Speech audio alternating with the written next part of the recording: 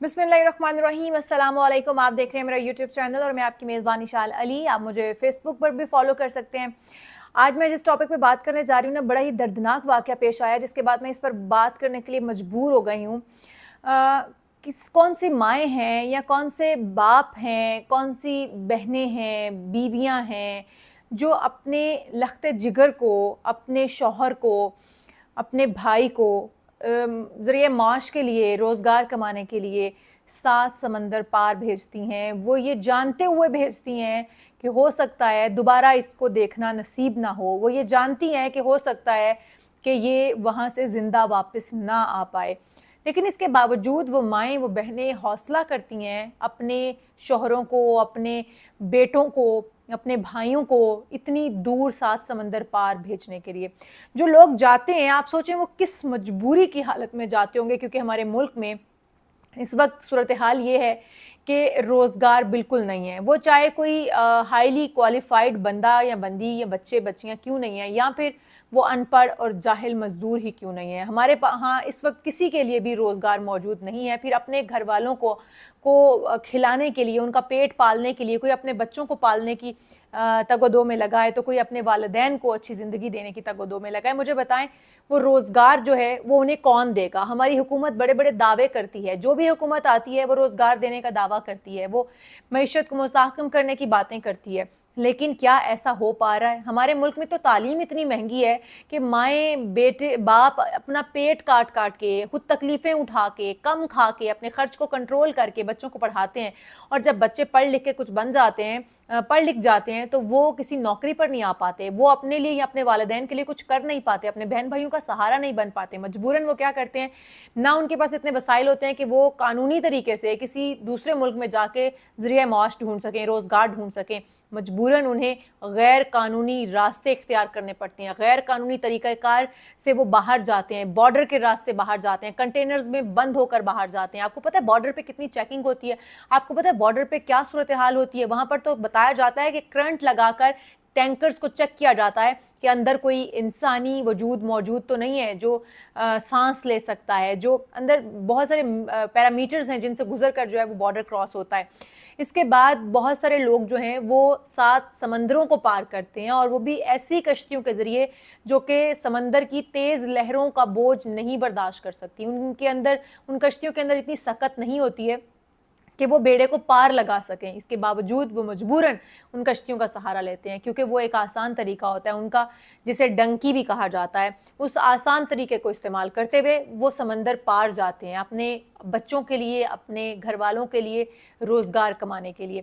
अगर हमारी हुकूमत थोड़ी सी एफर्ट करे, कोई सनतें जो है वो लगाए, या फिर हमारे जो जवान हैं उनको रोज़गार देना शुरू कर दे, तो मेरे ख्याल में ये रेशो थोड़ी कम हो सकती है। हम इन अमवात को बचा सकते हैं, हम उन लोगों को, उन ख़ानदानों को उजड़ने से बचा सकते हैं जो कि एक बार फिर से उजड़े हैं। ये वाक़या पहली बार पेश नहीं आया, बहुत बार पेश आ चुका है। हर बार जो है वो लोग आवाज़ उठाते हैं, हर बार जो है वो बात होती है इसके ऊपर, लेकिन हमारी हुकूमत के कानों पर जूं तक नहीं रेंगती। हमारी हुकूमत जो है वो इतनी बेहिस हो चुकी है कि इनको कोई फ़र्क ही नहीं पड़ता कि जहाँ पर इतनी जानें जो हैं वो चली जाती हैं। अगर मैं देखूँ तो कल का जो वाक़या था, जो कल इस्लामाबाद में परसों वाक़या पेश आया, जितनी मोटरवे के ऊपर जाने गई हैं, ठीक है वो एक हादसा था, ड्राइवर की वजह से पेश आया, बस ड्राइवर की वजह से ओवरटेक करते हुए या स्पीड जो है वो ज़्यादा होते हुए अल्लाह ताला की जानिब से नागहानी आफात आती हैं, उनके ऊपर भी आई और वो जो है वो मौत का शिकार हो गए। लेकिन हम देखें तो बहुत सारे हादसात ऐसे हैं जो कि हमारी खुद की नाक़िस हिकमत अमली के बायस पेश आते हैं। वो फ्लड है जिसमें बहुत सारे हमारे लोग बह जाते हैं, हम डैम नहीं बना पा रहे, पाकिस्तान के अंदर पानी स्टोर करने की कैपेसिटी नहीं है, जिसके बायस इस तरह के हादसात पेश आते हैं। बहरहाल मैं मुद्दे की तरफ इस वक्त आऊँगी। सबसे पहले आपको बताऊं कि यूनान में जो कश्ती डूबी है उसके अंदर 298 पाकिस्तानियों की हलाकत के खदशात जो है वो ज़ाहिर किए जा रहे हैं, और बताया जा रहा है कि 12 को बचा लिया गया है। 12 जिनको बचाया गया है उनके नाम और उनके हवाले से आपको तफसीलन बताऊंगी। ये वाक़या पेश आया है जनूबी यूनान के साहिल पर, जहाँ पर ये कश्ती जो है वो जा रही थी तारकीन वतन को लेकर। लिबिया से इटली जाने वाली ये कश्ती थी, जिसमें बताया जा रहा है कि बहुत सारे लोग जो हैं वो मर चुके हैं। 78 अफराद की लाशें निकाली गई हैं। ताहाल जो है वो कोशिशें जारी हैं कि बाकियों की लाशें निकाल दी जाएं। रेस्क्यू ऑपरेशन वहाँ पर जारी है। और आपको बताऊं कि इसमें कश्ती में ये बताया जा रहा है कि 310 पाकिस्तानी सवार होने की इतलात हैं। اس سے زیادہ بھی ہو سکتے ہیں، لیکن جو تخمینہ لگایا جا رہا ہے اس میں بتایا جا رہا ہے کہ 310 تقریباً جو ہیں وہ پاکستانی اس میں سوار تھے، کیونکہ جو لوگ بچ گئے ہیں پاکستانی حکام جو یونان میں موجود ہیں ان کی سفارت خانے کے، ان کی بات ہوئی ہے ان 12 لوگوں سے، تو ان کی طرف سے یہ بتایا جا رہا ہے کہ تقریباً 310 افراد جو تھے وہ کشتی پر سوار تھے جو کہ صرف پاکستان سے تھے۔ جی، پاکستانی سفارت خانے کی جانب سے بتایا جا رہا ہے کہ یونانی حکام نے 3 روز کے بعد، اب چوتھا روز ہو گیا آج تقریباً، اور چوتھے روز بھی جو ہے وہ آپریشن ان کی جانب سے جاری ہے۔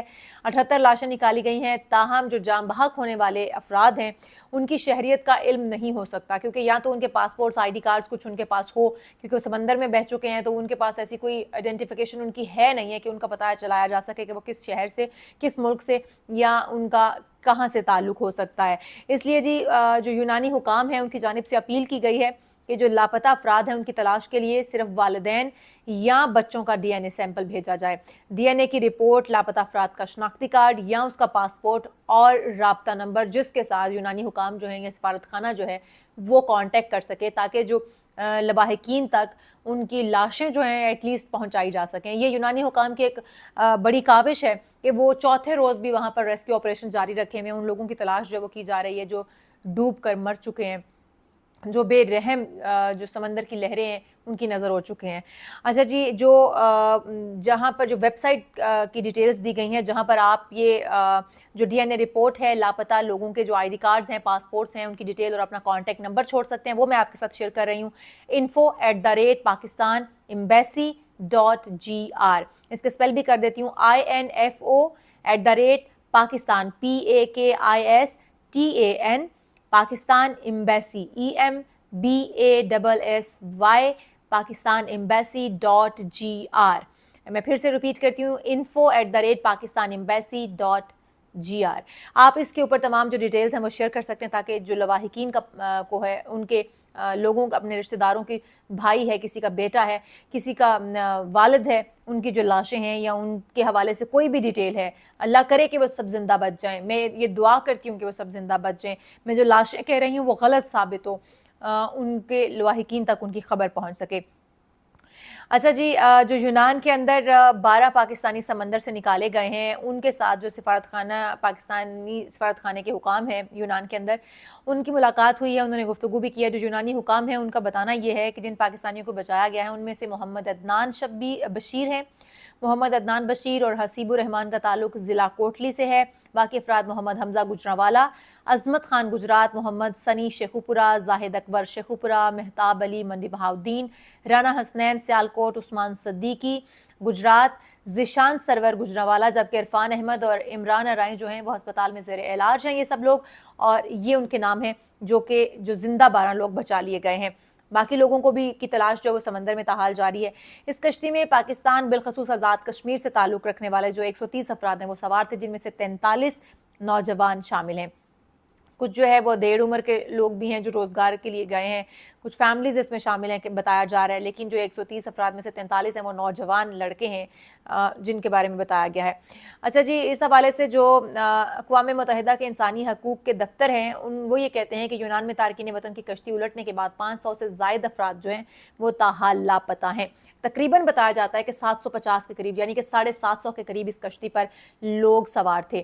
اچھا جی، یہ کشتی جو تھی، یہ میں آپ کو اس حوالے سے بتاؤں تو اس کشتی، یہ بہت چھوٹی کشتی تھی جو کہ سمندر کی لہروں کا تو سامنا نہیں کر سکتی، مقابلہ نہیں کر سکتی۔ حکام یہ بتاتے ہیں کہ 65 سے 100 فٹ لمبی کشتی ہے، ممکنہ طور پر 750 افراد اس میں سوار ہو سکتے ہیں۔ اچھا جی، کشتی میں سوار افراد کی حتمی تعداد جو ہے وہ ابھی تک انہیں معلوم نہیں ہو سکی ہے، کیونکہ وہ کوئی کنفرم کرے گا کہ اتنے افراد اس میں سوار تھے تو ہی کنفرم ہوگا۔ ابھی جو ہیں وہ صرف قیاس آرائیاں لگائی جا رہی ہیں کہ ہو سکتا ہے اس کے اندر 750 کے قریب جو ہیں وہ لوگ سوار تھے۔ ان کا جو زیادہ تر اس کشتی پر سوار لوگ تھے ان کا تعلق جو ہے وہ مصر سے ہے، شام سے ہے، افغانستان سے ہے، اس کے علاوہ پاکستان کی بہت بڑی تعداد جو ہے وہ اس میں شامل ہے۔ حکام یہ بھی بتاتے ہیں کہ یونانی جو کوسٹ گارڈ ہے یا پھر جو وہاں کی نیوی کی کشتیاں ہیں، جہاز ہے، ہیلی کاپٹرز ہیں، وہ ریسکیو آپریشن میں چوتھے دن بھی جو ہے وہ جٹے ہوئے ہیں.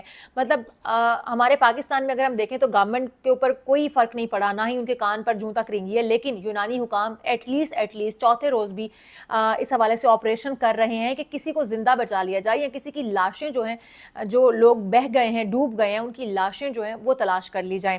یہ ان کی جانب سے ایک بڑی کاوش ہے یقینی طور پر, جس کو ہمیں سراہنا چاہیے کہ ایٹ لیسٹ وہ ان لوگوں کے لیے بھی اپنے اندر درد رکھتے ہیں جن کا تعلق ان کے ملک سے نہیں ہے, جو ان کے ملک میں غیر قانونی طریقے سے داخل ہونے کی کوشش کر رہے تھے, ان لوگوں کے لیے بھی وہ لوگ درد رکھتے ہیں. لیکن اس کے باوجود میں آپ کو بتاؤں جو وہاں پر اس وقت 3 روز کا سوگ کا اعلان کیا گیا ہے یونان کی حکومت کی جانب سے, یونان کے اندر 3 روزہ جو ہے سوگ کا اعلان کیا گیا ہے, لیکن پھر بھی یونان کے اندر بہت ساری تنظیمیں, بہت سارے لوگ سڑکوں پر نکل آئے ہیں, احتجاج کر رہے ہیں حکومت کے خلاف, انتظامیہ کے خلاف. ان کا کہنا ہے کہ انتظامیہ بر وقت اگر اقدامات کرتی تو ان لوگوں کو بچایا جا سکتا تھا, زندہ بچا لیا جا سکتا تھا, لیکن حکومت اور انتظامیہ کی جانب سے بر وقت اقدامات نہیں کیے گئے, جس کی بنا پر انہیں نہیں بچایا جا سکا. تو اب حکومت کے خلاف اور انتظامیہ کے خلاف جو ہے وہ احتجاج کیے جا رہے ہیں, سڑکوں پر لوگ نکلے ہوئے ہیں, نعرے بازی کی جا رہی ہے, بینرز انہوں نے اٹھا رکھے ہیں, پلیکارڈز اٹھا رکھے ہیں, اور اس وقت جو ہے وہ وہاں پر شدید احتجاج جو ہے وہ اپنا نوٹ کروا رہے ہیں. لیکن آپ مجھے بتائیں کہ بھیگا انسان یا ہماری کیا ذمہ داری ہے کہ ہم اپنے پیاروں کو, کیا اب جو لوگ چلے گئے ہیں ان کے گھر والے اب کہاں سے کھائیں گے؟ مجھے بتائیں آپ لوگ اپنے, میں یہ سب کے لیے کہنا چاہتی ہوں جو لوگ ابھی جانے کا سوچ رہے ہیں, جو لوگ سوچ چکے ہیں اور جانے کی تیاری کر رہے ہیں, میں ان سے صرف اتنا کہوں گی اگر زندگی ہے تو سب کچھ ہے. اگر آپ لوگ نہیں رہیں گے تو آپ کے گھر والوں کو تب کون کھلائے گا؟ کیا پاکستان کی حکومت کھلائے گی؟ کیا کوئی ہمسایہ, کوئی رشتہ دار آ کے کھلا پائے گا؟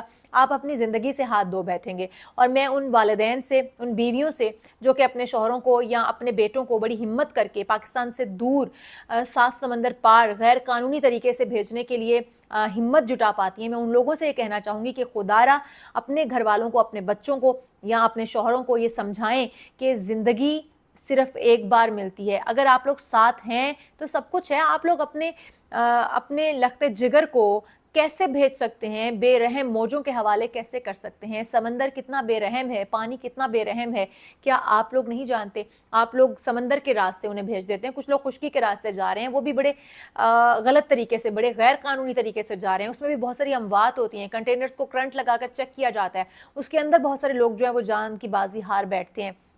ہم ایسی صورتحال سے ہمیں کیوں گزرنا پڑتا ہے؟ ہم کیوں روز اپنوں کو کھوتے ہیں؟ تو میرے خیال میں جو اس ساری صورتحال میں ہے, اس میں بہت ساری ذمہ داری حکومت کی عائد ہوتی ہے. حکومت اگر روزگار یہاں پر فراہم کرے, اگر ذریعہ معاش یہاں پر فراہم کرے ان لوگوں کو, تو میرے خیال میں وہ کبھی بھی اپنا ملک چھوڑ کر نہیں جائیں گے.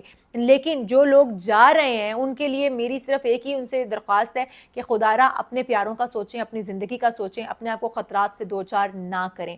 بہت شکریہ جی. میں نے ای میل ایڈریس جو ہے وہ آپ کے ساتھ شیئر کر دی ہے. اگر کسی کے رشتہ دار یا کسی کا بھائی, بیٹا, بہن کوئی بھی اس سفر پر گئے تھے تو وہ اپنی تمام جو انفو ہے وہ اس کے اوپر شیئر کریں, تاکہ جلد سے جلد جو سفارتی حکام ہیں وہ ان سے رابطہ کر سکیں, اور ان کے جو وہاں پر عزیز و اقارب ہیں اگر وہ زندہ بچ گئے ہیں تو بھی, اگر ان کی لاشیں وہاں پر موجود ہیں تو ان کو ان کے حوالے جو ہے وہ کیا جا سکے. بہت شکریہ جی. مجھے دیجیے اجازت. اللہ حافظ.